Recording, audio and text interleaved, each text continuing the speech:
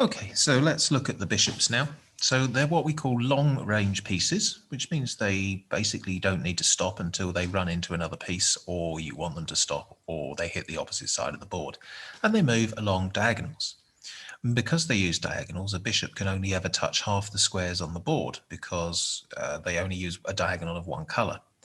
But what you will find as you get better and better is that it's a real advantage to have the bishop pair if you're playing against two knights or a bishop and a knight, if the board's quite open, because they can, it's teamwork really. You get one on the dark squares, one on the light squares. But how does it work?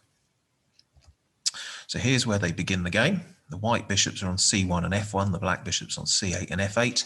At the start of the game, no legal moves at all, because they can't jump over things. So you'll need to develop your bishops by moving your center pawns forward to get them into the game.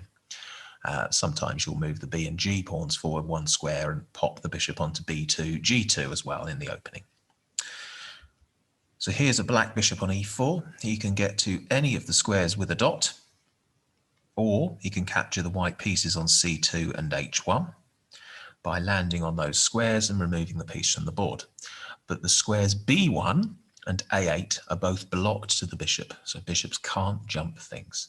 So comparing the bishops to the knights, we can see the advantage of the bishop lies in its longer range, its longer moves and speed across the board, compared to the knight's strengths, that he can attack white and black squares and jump things.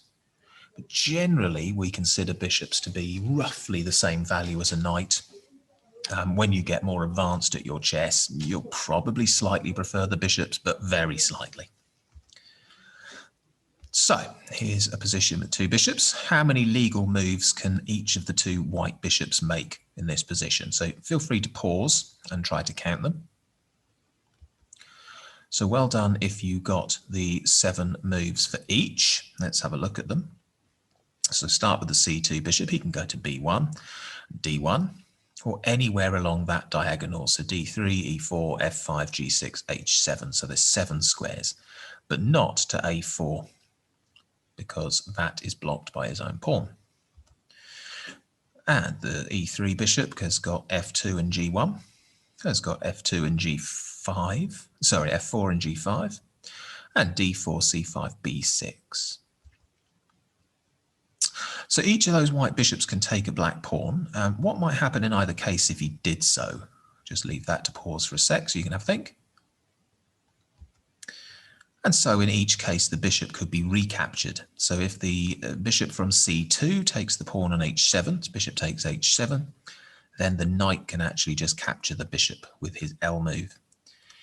If it takes on b6, then the pawn from c7 with a diagonally forwards capture can take the bishop. And we generally don't want to lose a bishop for just one pawn.